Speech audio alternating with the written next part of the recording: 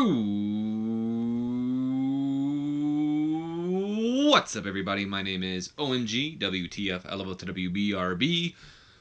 Welcome back to more Total Extreme Wrestling 2016. We are playing as the WWE in the year 2002. We've completed the invasion, and we are stuck in the brand era now, as it is still, well, not still WWE versus WCW. We're trying to stray away from that. It is now Raw versus Nitro, practically.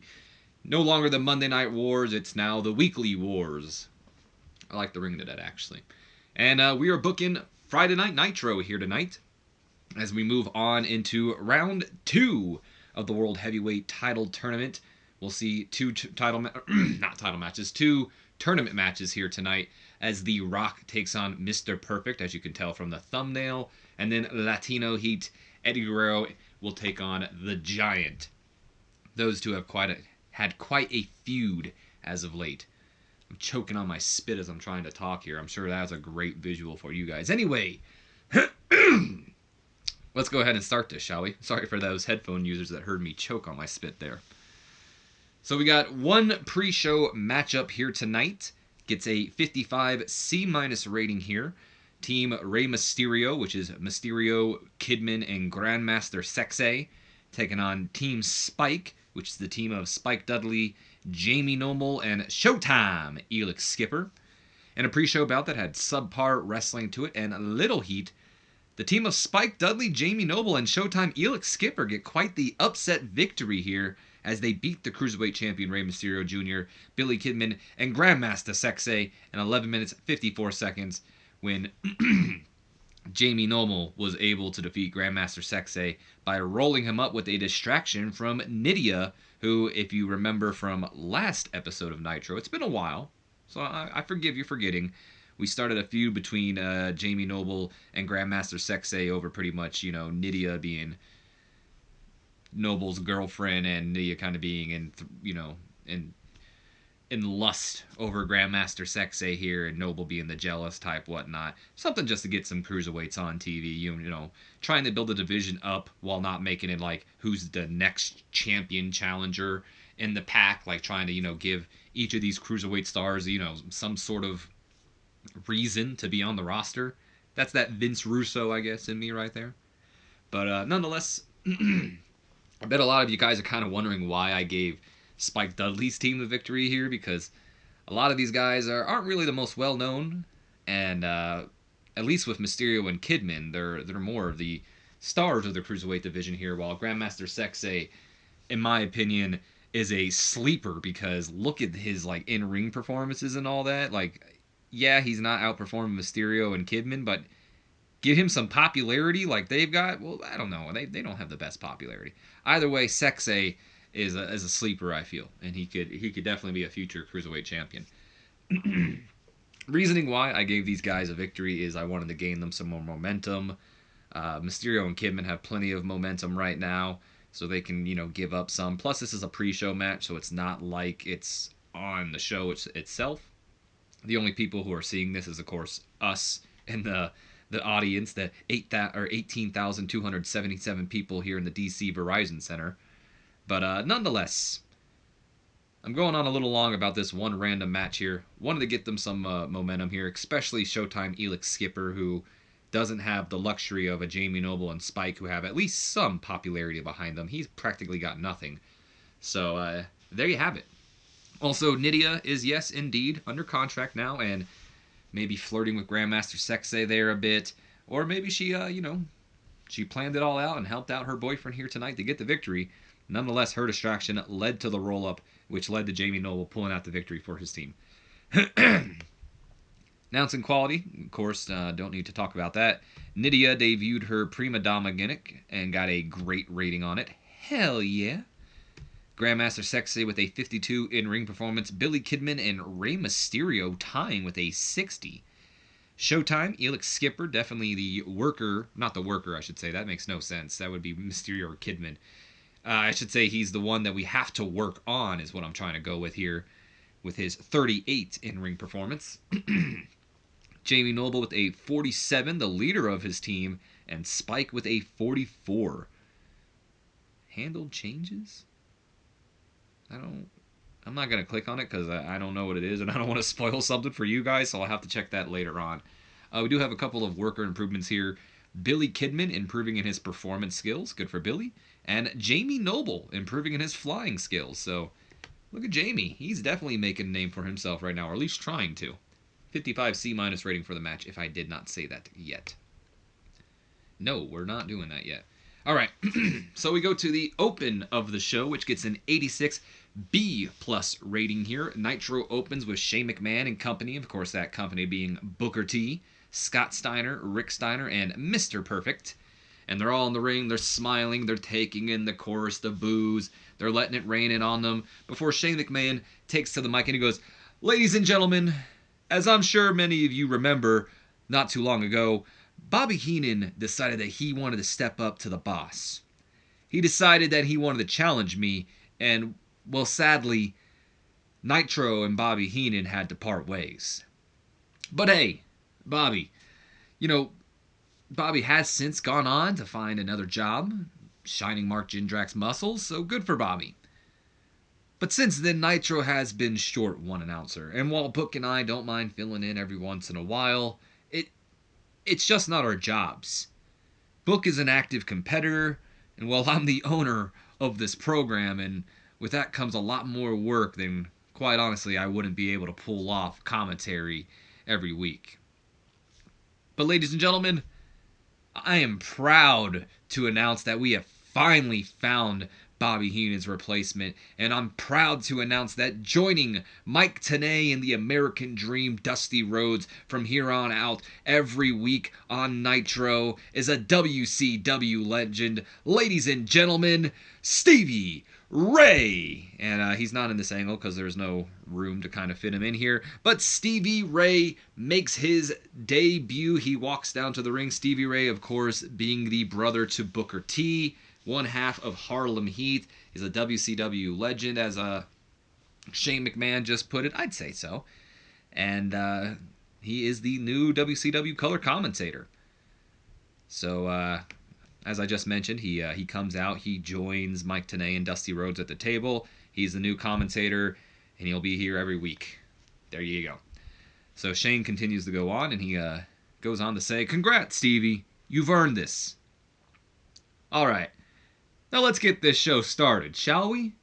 Because tonight the World Title Tournament continues as we head into round 2 with fights like Eddie Guerrero versus The Giant and The Rock taking on Mr. Perfect. Along with, and then you hear the familiar "woo!" And Ric Flair's music interrupts Shane McMahon as the Nature Boy alongside Sting and Diamond Dallas Page make their way down to the entryway, and they stand there as Ric Flair takes to the mic and he goes, "First things first, congrats goes out to Stevie Ray. But Shane-O, let's not act like the brain is the only one who questioned your authority. But I doubt Booker has a brother who's able to replace us all. And while I'm out here being so gracious, let me wish the best of luck to Mr. Perfect as well, because you're certainly gonna need it tonight, Kurt." And that's when Mr. Perfect kind of takes exception to Ric Flair kind of taking a jab at him. He takes to the mic and he goes, "You know what, Rick, need I remind you that the last time you and I met, I kicked your ass out of the WWF. Don't make me do it again. I'd like to see you try. Come on, Perfect. Anytime, anywhere." And I'd like to imagine that Ric Flair's, taking off the tie, unbuttoning the shirt while Sting and DDP are kind of holding him back. And Perfect, he's not having any of it. He knows he's got an important match tonight, and he dismisses Ric Flair very quickly. And he goes on to say, "I'm not going to waste my time with some washed-up fool hanging on to his glory days, especially when I got to focus on the world title."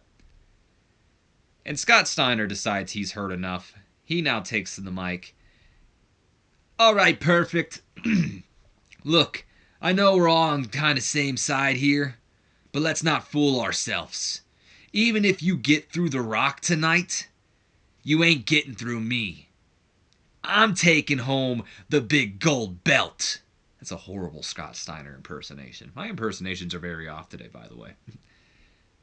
So that's when it starts getting a little personal because, you know, you got Scott Steiner and Perfect now fighting over who is going to win the tournament because as we move into round 2, a lot of Shane's goons are still in the tournament because not only is Scott and Mr. Perfect fighting over who's going to win, but Booker T joins in the argument as well because he too is still in this tournament. So just had to take a drink of our sponsor, not sponsor of this video, Pepsi, and their Pepcoin thing going on right now where you snack, drink, cash in with some Venmo or PayPal. Look at that. You just gotta flip the tab, look at the code, and hey, look, this one's for you. You guys want the Pepcoins? Listen up. Here's your code, F3M6NYVHFK. There you go. Pepsi, holler at your boy. I'm here. Anyway. Okay, now.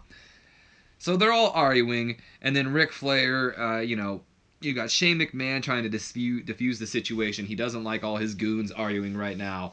Ric Flair's just laughing on. And he continues, he interrupts the argument. He goes on, I think you're all getting way too carried away here.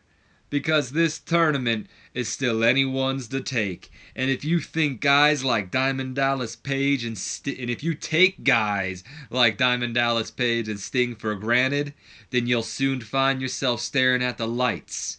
In fact, why don't you put your money where your mouth is? Perfect. You've already got a match tonight, but how about we get a little preview for next week? I've got some power still on this damn show. Let's take Sting and DDP and team them up to face their opponents next week in tag team action tonight. And of course, those two men are Booker T and Scott Steiner. And Shane, very quick to dismiss this as he says, yeah, that's not gonna happen, Rick. I'm not risking an injury in the tournament before next week. Scott Steiner, on the other hand, he has other ideas. No, let's do this, Shane. Who cares about an injury? I'm not about to be punked out. Book, I may not like you, but tonight your job's easy. Just stand there and let the big booty daddy do all the work. Sting, Page, I don't care who it is. Tonight, I'm breaking one, if not both of you in half. And then, maybe he shoves the mic back on the Shane's chest or something, and Shane goes, all right, well, you heard the guy, Rick. You're on. And cut back to the commentators as they start hyping up the rest of the show, and music plays as, end off the segment. Good news, everyone. It's my Futurama reference for you. Backstage is no longer at 0%. We have upped a whole 10 points. We are now at a 10% Backstage rating. It's happening. Slowly but surely, it's happening. I don't know if I've done any of this stuff, so I'm going to keep it up there just in case. And also, Scott Steiner showed up late for a meeting here tonight, and he said he forgot about it. So we gave him a stern warning. We said, Scott, try to remember. And he just, went, meh. So, yeah. I don't know if he's going to remember.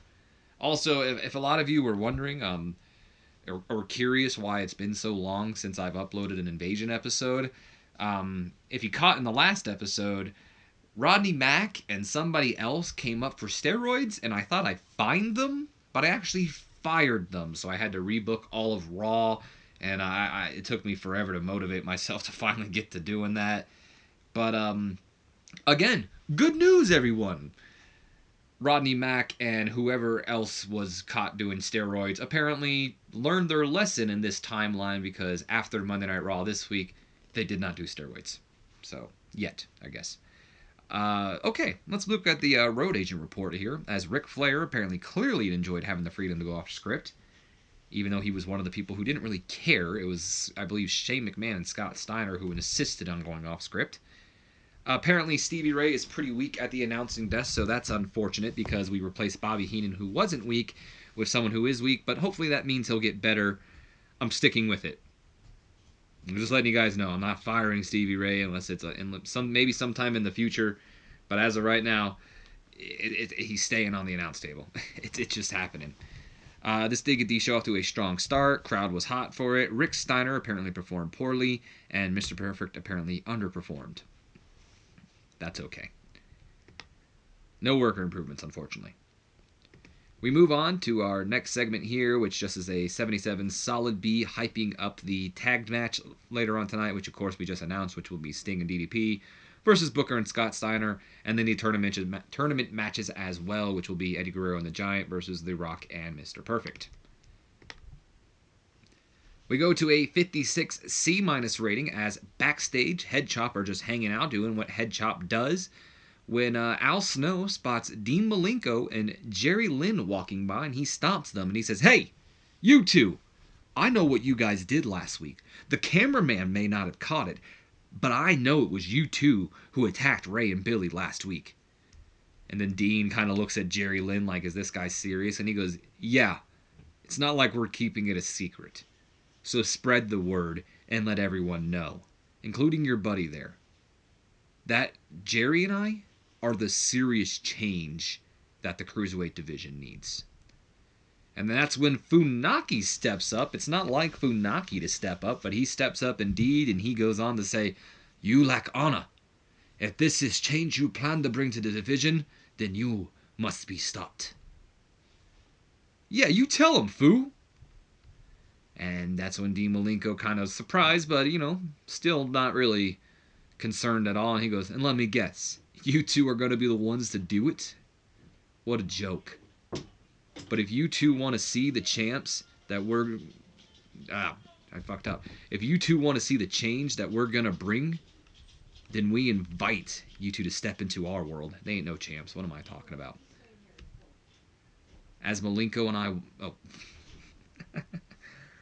Someone walked in, and I don't know who it was, and it took me out of the promo because I wanted to make sure no one said anything. Anyway, as Malenko and Jerry Lynn walk away, Al Snow turns to Funaki, and he goes on to say, "Oh my God, Fu, that was amazing. I've never seen you like that before." Oh, blah, blah, blah. He just rants on as the camera kind of fades out. And we get a tag team match as we go into our commercial break. Coming back from the commercial break is said tag team matchup. Did I not click the dang button? Apparently I did not. There we go. We go into the said tag team matchup, which gets a 64 solid C rating here, and about that had subpar wrestling and little heat to it. Dean Malenko and Jerry Lynn go over Head Chop in 7 minutes 37 seconds when Dean Malenko defeats Funaki by submission with the Texas Cloverleaf. So despite Funaki saying he was going to bring an end to Dean Malenko and Jerry Lynn's adventures, I don't know what the hell. I'm horrible with words. I can never think of them off the top of my damn head. Malenko and Jerry Lynn are able to put them away, and this is kind of a big deal because Funaki is technically in the Cruiserweight division, but Al Snow is not, so I would imagine that the commentary team would put this over kind of as a big deal. Now look at this. Stevie Ray is not weak on it. Maybe it's because of, certain matches he'll be good with because of where his rating is, I think. Anyway, color commentary gave this match a boost, so that's pretty good. Funaki had an in-ring performance of a 50, so he wasn't the worst of the match. Good for Funaki. That was Jerry Lynn, but Jerry hopefully is getting better. Al Snow with an in-ring performance of a 61, Jerry Lynn with the 46, and Dean Malenko with a 62, outperforming everyone here, even Al Snow. Only by a point, though. Afterwards, we go to a 61 solid C rating as after the match, Dean Malenko takes a Rey Mysterio mask that he brought to ringside, while Jerry Lynn holds Al Snow against the canvas. Maybe he has him locked in some submission hold. I don't really know much about Jerry Lynn, I'll be honest. But, maybe I should do some research. Either way, he's holding Al Snow against the canvas. Dean Malenko then takes the mask and he puts it over Funaki's face before locking him back in the Texas Cloverleaf. And despite Funaki's screams and his taps against the mat, and of course despite the referee trying to pull Dean Malenko off of Funaki, he will just not let go until, of course, he decided he wanted to. So once he lets Funaki out of the hold, Al Snow tries to, crawl over to his opponent, and he tries and covers up his friend from any more harm. And that's when Dean Malenko and Jerry Lynn just decide to stomp down onto the back of Al Snow, adding insult to injury before ripping the mask that is on Funaki's face. So maybe grabbing it by the eye hole and just ripping it before leaving the duo laying there in the ring as they leave. Maybe the cameraman gets a nice zoom in on Funaki's face with the ripped mask as well, kind of showing a little bit of symbolism there. 65 solid C rating here as we see Sir Steven Regal making his way down to the entryway as it's hyped up that he has a show or a new talk show, and it's coming up next, Regal's Roundtable. Then a 72 B- rating here as we get a last week on Nitro, which just kind of showcases, the United States, or excuse me, not the United States, the North American Championship match from last week between Regal and Storm. That was cut short when Edge decided to get involved and take them both out with a chair. We go on to the Regal's Roundhouse here, which gets a 66 C+ rating here. The ring is set up for Sir Steven Regal's new talk show, Regal's Roundtable, and as the U.S. champion makes his way down to the ring, a video plays. See, I knew it. I should have taken out that recap thing because I was like, oh, I'll just put it in here. I knew it. Anyway, video plays recapping, of course, what happened last week, and then I already kind of talked about that, so who cares? Once he's in the ring, he takes to the mic, he clears his throat. Ladies and gents, it is with great pleasure that you are all here to join me tonight for the inaugural episode of The Roundtable.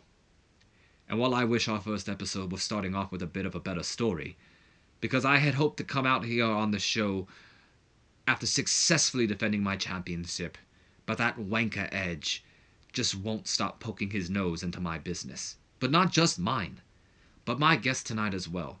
Ladies and gentlemen, give it up for Canada's greatest export, Lance Storm. And then out comes Lance Storm, who makes his way down to the ring, and he joins Regal at the round table. And thank you. Thank you for joining me tonight, Mr. Storm. Yeah, not a problem. Let me just pull up my handy-dandy notepad here real quick. Yeah, not a problem. I just hope we're not out here to talk about Edge. Because as much as I don't like the guy, I still have that North American title in my sights, Regal. And as much as I'd rather be out here talking about my rematch and not about some Canadian comedian like Edge. Calm down, Mr. Storm. No reason to get heated. We'll talk about a potential rematch, but potential? We'll talk about your rematch as well. But I think we both agree that with Edge still roaming around the back, you won't ever be getting that rematch, or at least a fair rematch. Where are you going with this?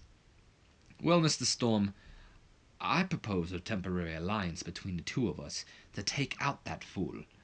And when we're done with him, we can continue our fight. What do you say to that, Storm? Every king needs a knight, and you could be the Sir Lancelot to my King Arthur. And of course, Lance Storm takes exception to being called Lancelot. It's one of the many, in fact, probably the main insult Edge has used against him throughout their long feud by now. And it looks like things may start to get physical between him and Regal until finally Edge's music cuts the two off, and out comes... I almost called him the Rated R Superstar. He is not the Rated R Superstar. Out comes Edge. And he comes out, he takes to the mic, and he says, "It warms my heart that you two are out here fighting over me." Don't be stupid, Edge. No one is fighting over you. In fact, you don't matter. The only thing I'm fighting for is that North American Championship. Yeah, well, something you've got no right to fight for in the first place, though. You want to talk about people who don't matter? Then look in the mirror, sunshine, because you lost last week. So it's back of the line for you. Besides, Billy Regal and I still have unfinished business. Then why don't you come down here and let's settle our issues like men? I'm sure you'd like that, wouldn't you? You walking teabag. But I'll tell you what. I will come down there. But considering it's 2 against 1, I found me some backup. And then that's when Gold Dust music goes off, and out comes the Golden One as he joins Edge on the stage. And Edge looks at him and he says, "Thanks for having my back, Goldie." And that's when Goldust gazingly stares at Edge and he goes, "Shut up. Just shut up. You had me at hello. Jerry Maguire, 1996. And Edge looks at him and he goes, "Alrighty then. Ace Ventura, Pet Detective, 1994. Let's go kick some ass, Golden Boy." I said let's go get some ass. It's supposed to say let's go kick some ass. That's even funnier considering it's Goldust. It's supposed to say let's go kick some ass. God, I was tired when I wrote this. Oh boy, that's funny. Performance of Edge was good, probably especially his remark when he said the Pet Detective line. I like that line. I thought it was clever. And yeah. No worker improvements as we get ready for an impromptu tag team matchup, which gets a 77 solid B rating. Hell yeah. Decent matchup here. The team of Edge and Goldust go over the team of Sir Steven Regal and Lance Storm in 10 minutes, 33 seconds when Edge defeats Sir Steven Regal by pinfall with a spear. So I'd imagine at one point Regal maybe coming in for the tag, Lance Storm deciding, you know what, I don't care about this. You know what, actually, I changed my mind. What I would say would happen is during the match, Regal would tag in at impromptu times to make it look like he was going to win the match, trying to take the credit from Lance Storm. Storm had enough of it, hit the last call super kick, stormed out of there, and then Regal gets a spear for his pleasure when he gets back up. And yeah, there you go. There's the match. Goldust apparently was the weak link in this matchup. He just needs a bit more popularity, I would believe. Sir Steven Regal is a little bit injured. I think he has some ankle problem right now. So he was a little slowed by his injury there. Lance Storm was off his game. Stevie Ray, pretty weak at the announce table. So I think his limit is average rated matches. Anything else, he'll bring it down. Lance Storm with an in-ring performance of a 71. Regal with an in-ring performance of a 70. Goldust with a 58. Ooh, boy, you got some catching up to do, Goldie boy.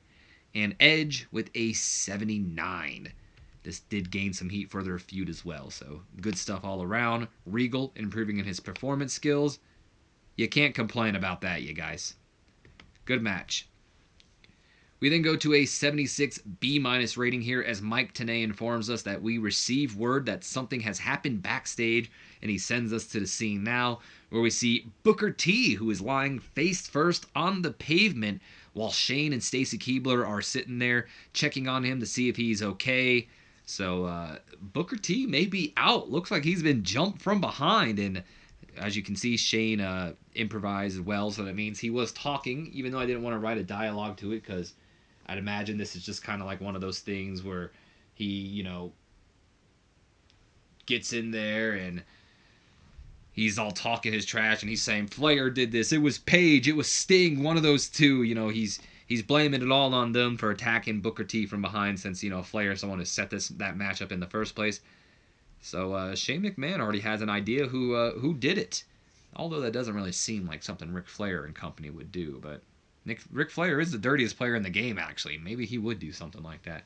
72 B- rating as we move on to our backstage segment as Mean Gene is now joined by the Giant. In fact, let's just let him do it. All right, wrestling fans, Mean Gene Okerlund here, joined by the Giant, who in just a few moments will face Eddie Guerrero in round 2 of the World Title Tournament. Giant, how are you feeling heading into your match? Giant looks down at Mean Gene. Is that a serious question? Well, Giant, I know you've been quick. I know you've been quick to remark the size difference between you and Eddie Guerrero, but the Guerrero family is a legendary name in this industry, and I think it'd be wise of you not to underestimate someone just because of their size. And I think it'd be wise for you to just hold the mic and let me speak before I show you what I'm going to do to Eddie Guerrero. You think I give a crap about his family legacy? I'm a 7-foot tall, over 400-pound giant. You tell me what chance that little Spanish fly has. 'Cause he doesn't have a chance in hell. I'm going to go out there and I'm going to squash him just like I plan to do to anyone else standing in my way. I know a lot of people think they're taking home that world title over my dead body. So Giant is not in the mood, and he plans to take home this tournament, and he just thinks it's an embarrassing question to think that Eddie Guerrero even stands a chance. So we go to the Eddie Guerrero versus Giant match, and Eddie Guerrero not only stands a chance, but he wins. Who saw that one coming? And a decent matchup here. Eddie Guerrero does defeat the Giant in 8 minutes and a second by pinfall after distraction from Chavo Guerrero Jr. So the story behind this match, I'd imagine, is Giant is mostly dominating this matchup. It's looking like he's going to easily take the victory, with Eddie maybe getting little to no offense in. And finally, a little bit of a distraction from Chavo Guerrero, also maybe distracting the referee, allows Eddie to maybe do some lying, cheating, stealing, maybe this time some cheating, maybe not the classic whole let me smash the chair on the ground and end in a DQ, but maybe what he does instead is he hits him with, a chair or something. I don't know, maybe not a chair, it makes too much noise, maybe a low blow. Either way, Eddie Guerrero cheats. 1, 2, 3, Latino Heat moves on to round 3, the semifinals of this tournament, and he could very well be the next World Heavyweight Champion. Unfortunately for Eddie here tonight, he did seem off his game. He had an in-ring performance of a 70, where the Giant had a 77. Wow, good for the Big Show. Or, excuse me, the Giant. It did lose heat for their feud, which is unfortunate, though. And as they celebrate, we move into our next segment here, which gets an 86 B+ rating here, as Mike Tenay gives us an update on Booker T, letting us know that he has been taken to the hospital and he will not be able to compete here tonight, before sending us backstage to Shane McMahon's office, as we see Shane McMahon pacing back and forth while both the Steiner brothers walk in, and he goes, Scott immediately steps up and he says, "What's going on, Shane?" "Look, I'll tell you what's going on. Rick, or one of those fools, jumped Book from behind, and the doctor is refusing to clear him for action." So maybe he didn't go to the hospital. He's just, the doctor's refusing. "Well, that's his problem, not mine. Like I said earlier, I'm not going to be punked out. Well, what's your plan then? Huh, Scott?" The plan? The plan is the same as always. Me and my brother will go out there and we'll break Sting and Page. Booker would have just held me back anyway." And Scott Steiner walks out, and there you have it. We have a Booker T's replacement. Not so surprisingly that it's going to be Scott Steiner's tag team partner, Rick Steiner. The match is still on. Shane McMahon did a masterful job interacting with the crowd. Scott Steiner improvised well as well, so good for the two people who want to go off script improvising well. Good for them. 86 B+ rating as we go backstage to The Rock, who doesn't have no Mean Gene with him. He's by himself. Just a classic Rock promo about to take place as he starts to speak. "Finally, The Rock has come back to Washington, D.C." I assume that's where it is. It says the DC Verizon Center. "And tonight will be perfect, because The Rock is facing Mr. Perfect in the middle of The Rock's perfect ring, in front of the millions and millions of the Perfect Rock's fans. The perfect people. And it's just going to be perfect. The only thing about tonight that won't be perfect is Mr.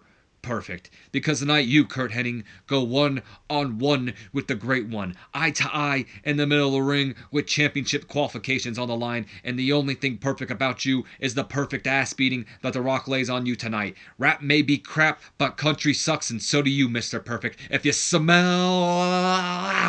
what The Rock is cooking." So Rock came across well. That's good for him. And we go into our tag team matchup here. Solid 80 rated B here. Steiner Brothers taking on the team of Sting and Diamond Dallas Page. And about that had good heat and decent wrestling to it. Hold up. Motherfucker. I do not want to go back. So I'm going to have to ask you guys. I'm going to have to. Oh my God. You know what? We'll have to work with it. I'm going to have to work with it. I thought I changed this, but I guess I didn't. That's why you always check your booking before you book. Or run the show, I should say. Oh, fuck me. Anyway, the way this match was supposed to take place is the exact opposite. DDP and Sting were actually supposed to get the victory, with Booker T kind of coming out and distracting Scott Steiner, with DDP getting the victory. Somewhere along the line, I guess I fucked up. Or, excuse me, Sting getting the victory, not DDP. Because Sting is the one fighting Scott Steiner, I believe. That's what was supposed to happen. But I'll make it work. We'll make it work. We'll make it work. Okay. God. That's like a major match, though. That's what sucks. Like, I don't want to restart it, though. I've gone. We're too committed. We've gone too far. We'll just have to make it work. And about that, had good heat and decent wrestling. The Steiner Brothers go over Sting and Diamond Dallas Page, but not without controversy, as Scott Steiner did not use no foreign object. Maybe, I think what we'll do, maybe there was a foreign object, but not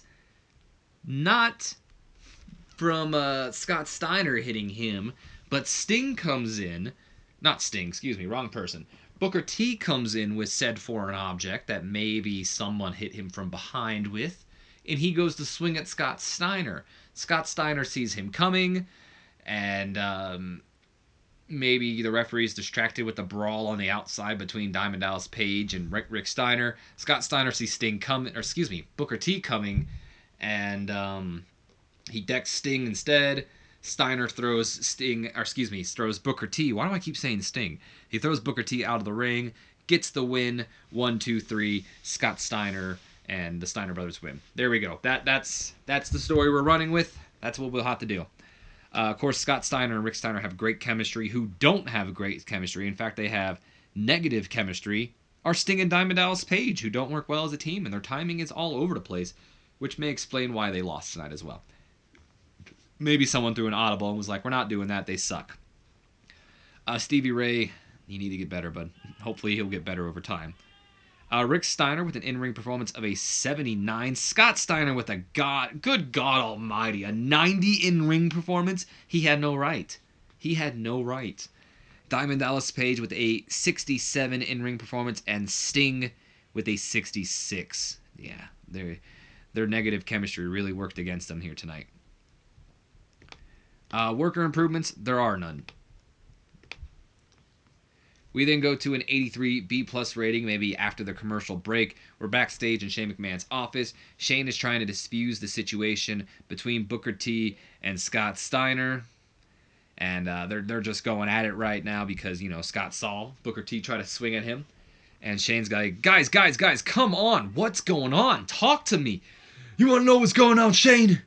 I know for a matter of fact that it was Rick Steiner who jumped me. Oh, that's bull, and you know it, Book. I was standing right there. Yeah, you was. You called me over, and then your brother hit me from behind, leading to you two being able to team up and me missing on the opportunity to perform in front of my brother. You're joking, right? You think I care enough for you to compete in front of your brother or not? No, but I bet you're scared that if it does come down to you and me in this tournament, that I'll beat your ass just like I did in the past. And of course, Scott Steiner did not like that jab at all. And now the two are trying to go at it. They are at each other's throats right now. Rick Steiner's holding back Scott Steiner. Shane McMahon is holding back Booker T, and then Scott Steiner finally exclaims, I don't need this crap.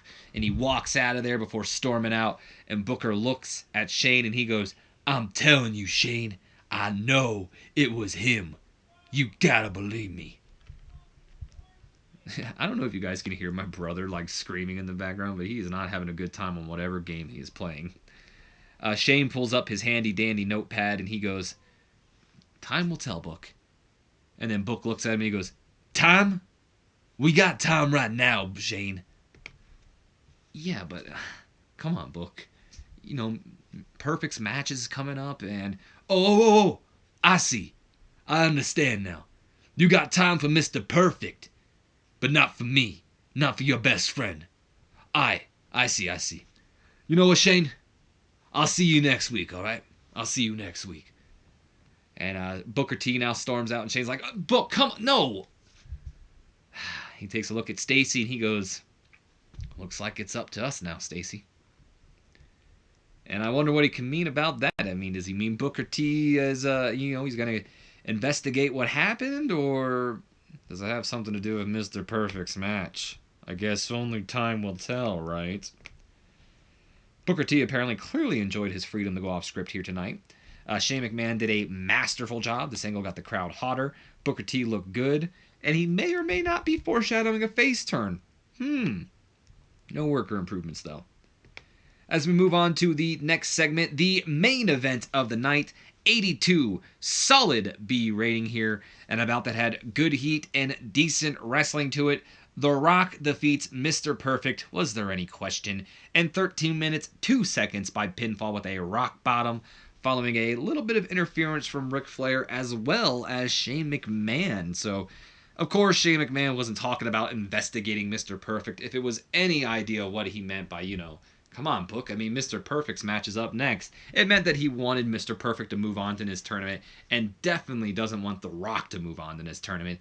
But unfortunately for Shane McMahon, Ric Flair was there to counter it. He knew what was up. He knew there was no Booker T now. I mean, we all saw what just happened.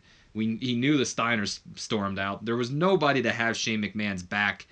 So Shane McMahon comes out. He tries to distract The Rock and all that. But the distraction of The Rock and that distraction of the referee, because I can't have... In Total Extreme Wrestling 2020, I hope there's a feature that says distract the referee. That way it doesn't have to be distract the wrestlers. Because I like the referee to be distracted here. So the referee's getting distracted alongside The Rock, which allows Ric Flair to come in and maybe deck Mr. Perfect with the World Heavyweight Championship, or maybe Mr. Perfect was leading to deck Rock with the World Championship or hit him with something, but Ric Flair stops him from doing it, and then he rolls out of the ring with the foreign object, leaving Perfect stunned. He turns around. Perfect gets the rock bottom, the people's elbow, 1, 2, 3. Rock moves on to the semifinals.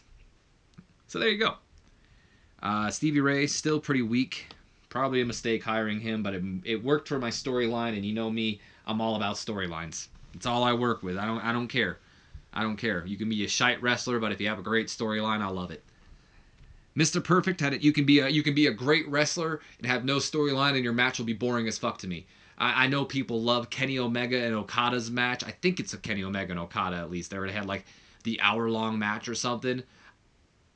God, I could not get through that match. I don't think I've ever watched that match in full just because I just don't know the story. And I know New Japan has stories. It's just, I guess being a foreigner, it's hard for me to follow their stories. So, to me, it was just a wrestling match, and I couldn't follow it. But I got off a little tangent there. Anyway, storylines matter. Mr. Perfect, in-ring performance of a 57. Definitely not on The Rock's level. Good thing The Rock is The Rock, because he had an in-ring performance of a 93. Definitely carrying this match up to its 82 in-ring performance as well. Rock's improving in his performance as well, getting a little bit of a lesson here from Mr. Perfect. I'd imagine the show ends with Shane McMahon just kind of looking up while Rock is in the middle of the ring celebrating, and Ric Flair is probably, celebrating and laughing at Shane McMahon as well, because, Rock moves on. So we end off the show, and we get ourselves an 83 B+ rating here. No loss in commentary. No loss in popularity. That's what I like to see. It's going to take me over to freaking TNA now, isn't it?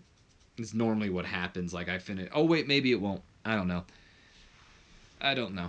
Either way, though, that is going to be the end of the action course of this program. If you guys want to leave here, I completely understand. But it is now time for some of the backstage stuff, as I want to check some things here. See if we've had maybe a developmental show, which it doesn't seem like we did.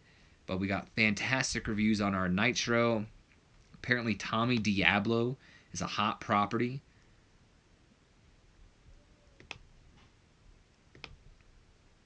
I don't know.